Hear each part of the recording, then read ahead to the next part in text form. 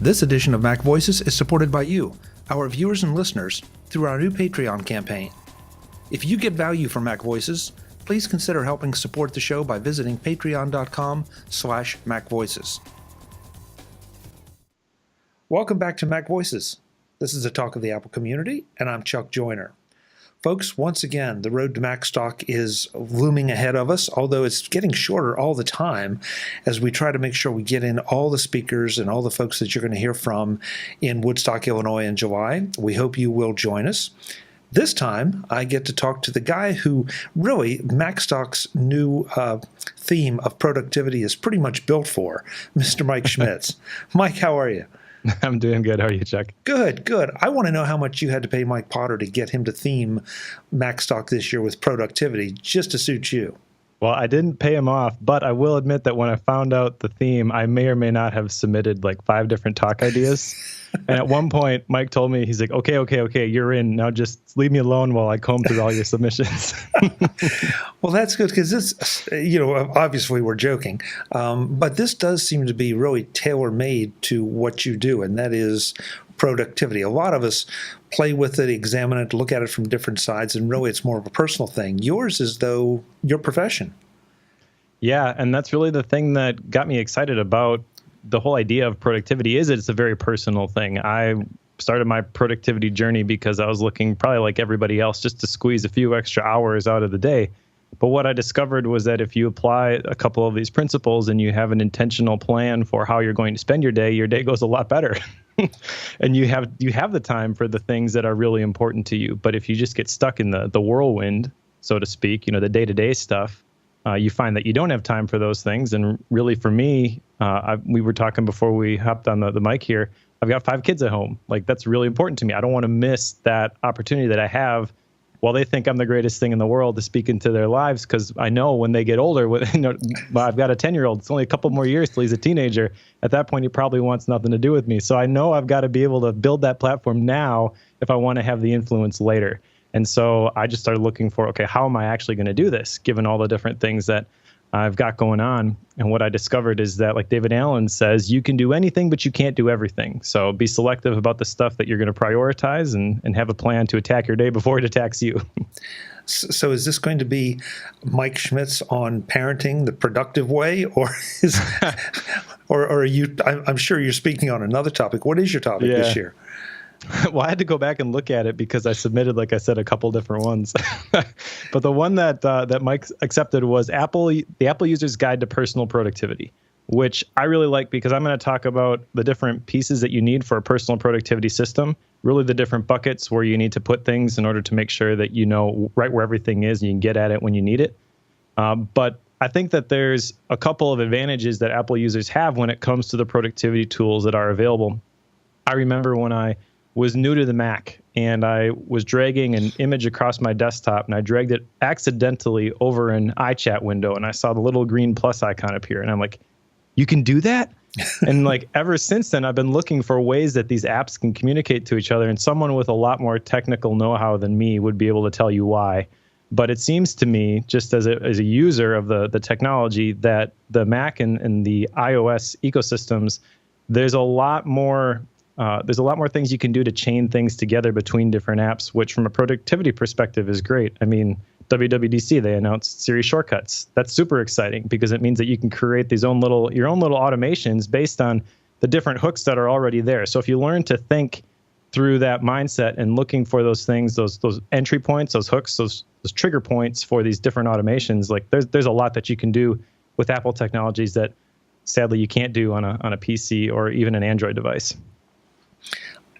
So we're not, as we've often said, every time we do a Road to Macstock, we're not going to ask you to give the talk here. We're going to sort of talk around it and make sure that folks know what they are going to learn from your session.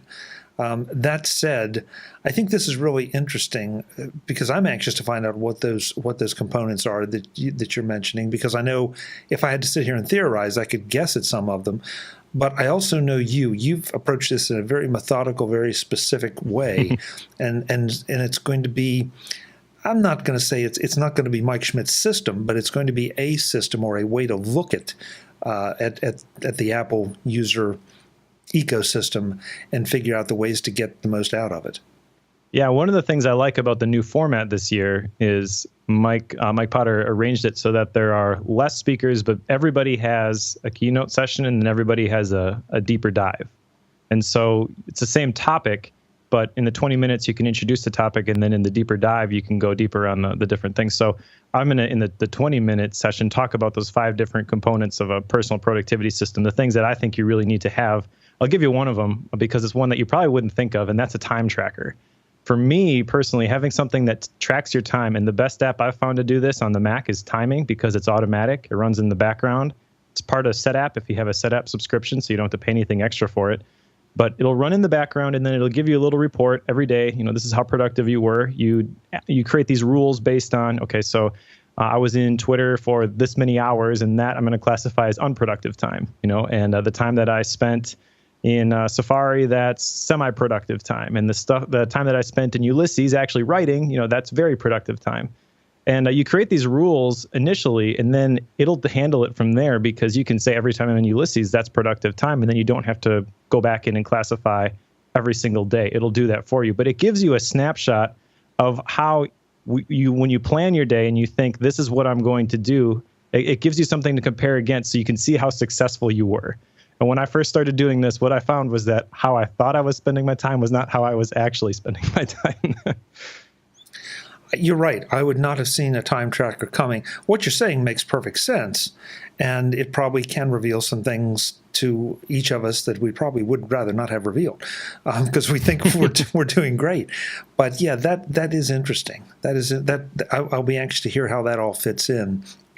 The curse of knowledge. Now that you got to do something with it. You got to confront the fact that, you do have a Twitter addiction or whatever, which is why I think like the iOS features that they added in iOS 12 when they announced them at WWDC, I think that's really cool. I think the awareness of how you're spending your time on your devices is the first step, because you can't improve anything unless you really know what's going on. Once you have your baseline, then you can say, okay, I'm going to spend an extra half hour a day doing this thing that I mean to do, but I always get distracted by this other application. So I'm going to make sure that, that's shut down and I'm not getting those notifications, sort of a thing. And just those small adjustments can translate into the traction that you need to move your important projects forward. But I would challenge you just a little bit to explain, and the app, the timing app, I don't. Mm-hmm. But how do I determine if I'm working in a web browser and it is genuine research, productive time. It's stuff that I need to do. But then I'm also hitting Amazon and, maybe hitting Facebook or something. How do you differentiate between those? You can actually break it down on a per website basis. Oh. So when I'm on ESPN checking World Cup scores, that's not productive. But when I'm working in Jira and Confluence, which is what we use at Asian Efficiency to keep track of all of our projects and all of our documentation, that is productive time. It means that I'm actually working. And so you set those things up. Like I said, you don't have to do it every single time, but you create a few rules, and then it's kind of on autopilot after that. You just have to go in and make sure that you're consistently moving in the right direction.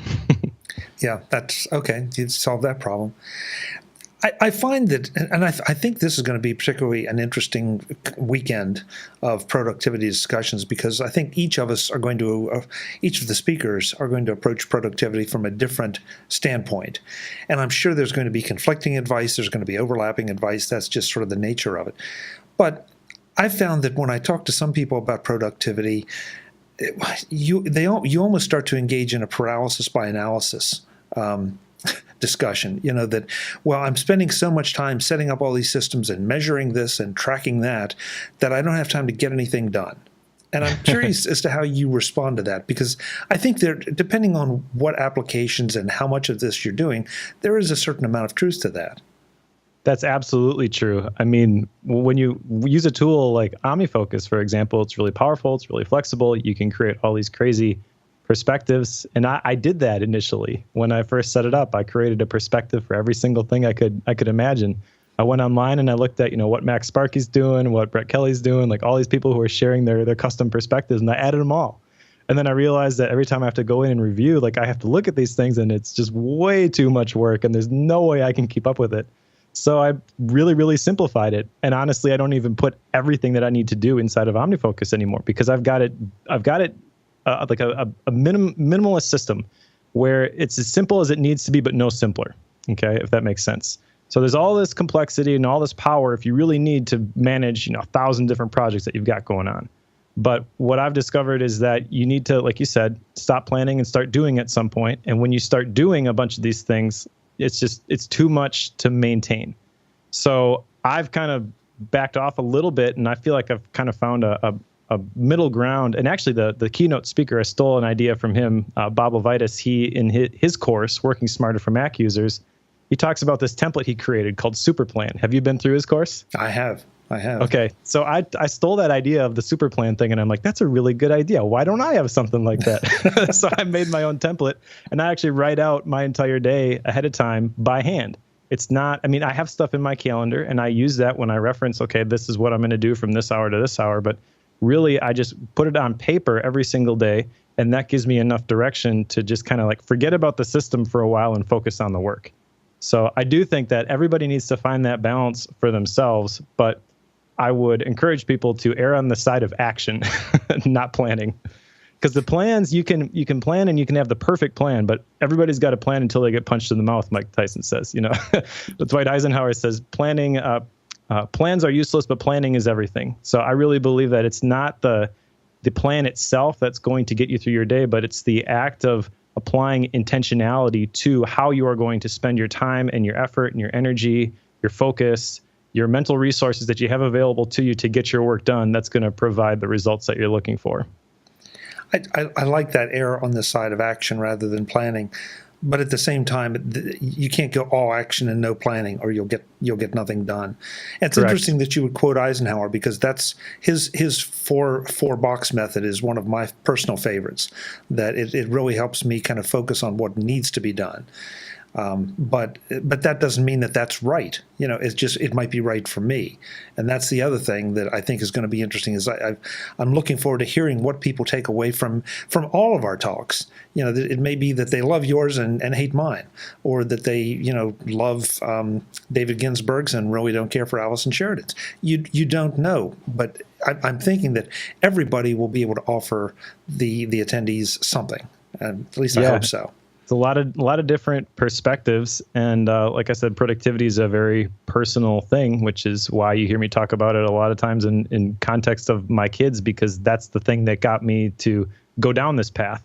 It wasn't that I was trying to become, a Fortune 500 CEO or anything like that. It was just, I want to make sure that I've got time to spend with my kids. And for everybody who is on whatever place in their own productivity journey, like they have that moment of clarity where it's like, okay, this needs to change. The way that things are is not okay. So how can I change this and tip the scales in my favor?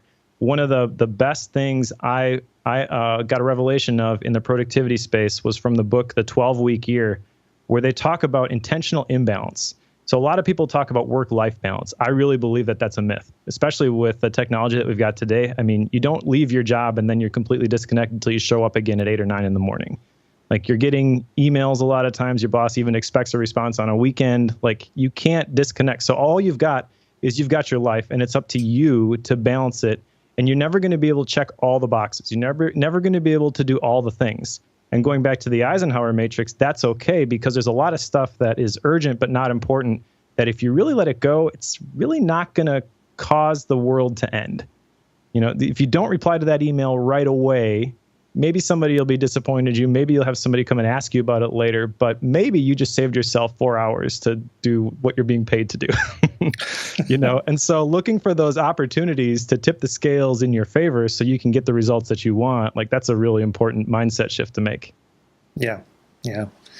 I hope that people will be intrigued enough by all the Road to Macstock interviews, not just with the individuals, but also with the topics and the ways that they are going to approach productivity to come. Yeah, it's going to be a great weekend.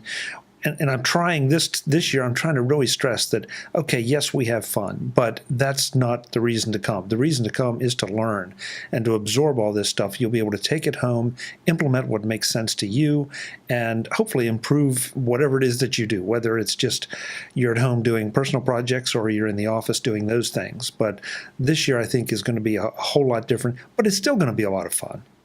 Yeah, definitely. And even if you just get one thing from one speaker, it can still be worth it. Like, I remember one of the things that I got from when Wally spoke was it last year or 2 years ago? He talked about shooting everything in 4K, because if you shoot everything in 4K, then you can zoom in and you're still at the 1080 standard. And that was just like a mind-blowing moment for me. It's like, oh yeah, you're right. Like I can create a lot of these cool effects simply by setting the right setting before I capture the video, which is something you don't even really think about. You think about maybe I want to save space on my phone or whatever.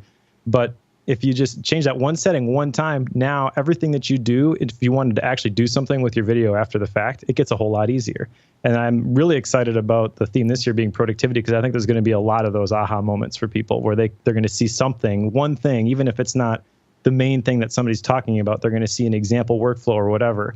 And they're going to say, hey, that one thing, I could apply that, and that would save me 10 minutes a day, and then you just save 10 minutes a day every day.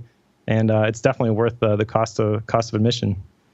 Yeah, I think that there's a bit of a misperception at times when people come to conferences like this that you're going to learn something every minute of every hour that is going to apply to you, and that's not the case. But to your point with the aha moment, Wally gave you one. I've had a couple over the couple years of Macstock already that you look at and think, how did I not know that? Why didn't I think about that, or why didn't I think about it in that way? And that's where it's not. I'm not going to say it's maybe life changing, but it really changes your attitude or your ability to do things. And in this case, to your point, saves you time, makes you more efficient. Yeah, it's your Mac or iOS life changing. Yes. It changes how you interact with your devices, which I think is, if I look at where I am right now, and I mentioned I got a Mac and I was using it, and I had that first aha moment when I dragged the file over the iChat window.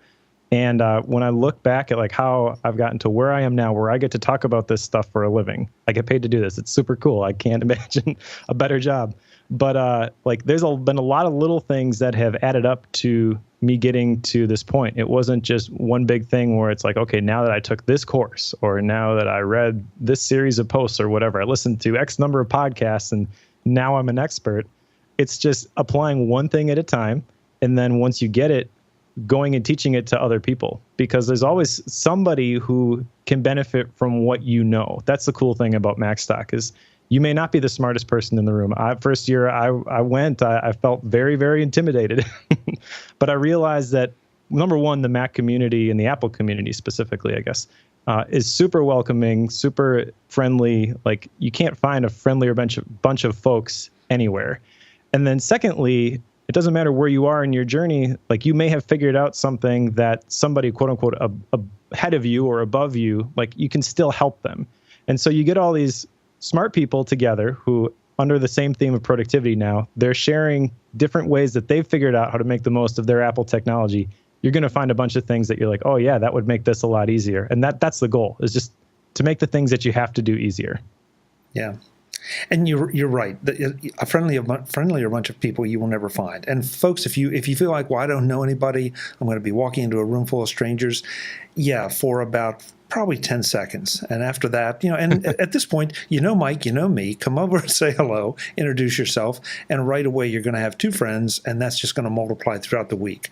So there's really no reason that you shouldn't come to Macstock this year. Mike Potter has given all of his codes, all the speakers' codes to promote, to get folks the very best price they can get. It's equal to the very first early bird price that expired back in January. I know what my code is, but I want to let you give your code first. So if they want to sign up and appreciate your brand of productivity, that code is? That code is Productivity Show, because I am the host of the Productivity Show podcast. Perfect. And of course, mine is the obvious, MacVoices, because of this. So it doesn't matter really, folks, which code you sign up with or any of the other speaker codes. The bottom line is we want you in Woodstock, Illinois in July for Macstock.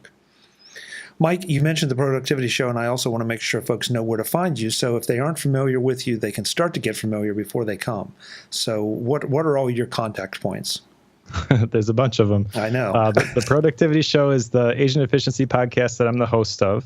I also host another podcast with a friend of mine, Joe Bulig, called Bookworm, where we read a self-development, productivity type book every 2 weeks and then kind of dissect it on air. I do videos for Don McAllister, Screencast Online, who I met at Macstock. First year I came, I went and sat next to Don. So really, there's two types of people at Macstock. There's your friends and the friends you haven't met yet. But most of all the other projects that I'm involved with, you can find at my personal site, which is MikeSchmitz.me. Perfect. Mike, I can't wait to see you. I know you said your wife is coming as well. It'll be good to see her again, too. The first year, I don't think she was quite sure about all of us. And by the end of the weekend, everybody's hugging each other and saying, hey, we'll see you next year. And I think she enjoyed it. So she's good. She definitely is not, she's not as technologically affiliated, I guess. I don't know. She doesn't consider herself a nerd, but she felt very comfortable at Macstock. So I think that there are probably a lot of people maybe who are even listening to this. They're like, well, I'm not all in with the technology culture. I use a Mac occasionally. I've got an iPhone, whatever. I don't know that I would get that much out of this. You absolutely will. My wife is living proof of that. And again, it's the community that made her feel extremely welcome from the moment that we got there. And she loves it. It's one of the highlights of our year now. We plan on every year going down to Woodstock and spending some time together and meeting new people. Yeah, that's the way I feel. It's absolutely one of the best weekends of the year. Maybe I should get Rachel on the show to tell people that you don't have to be. There we go. Like we are. Yeah, we may work on that. So I will see you both in Woodstock in July. Looking forward to it as always. Sounds good, folks. Again, I can't stress it enough. We want to see you in Woodstock, Illinois for Macstock. Please, Macstock2018.com. Use Mike's code, use my code, whatever to get the best price, but definitely be there. Until the next time, thanks for watching. Visit MacVoices.com for show notes and to connect with Chuck on social media. Get involved in our MacVoices Facebook group and get more out of your Apple Tech with MacVoices magazine, free on Flipboard. And if you find value in it all, consider supporting us at patreon.com/MacVoices and join these folks who help keep MacVoices coming to you. Advertising handled by Backbeat Media at backbeatmedia.com. Bandwidth provided by CashFly at cashfly.com.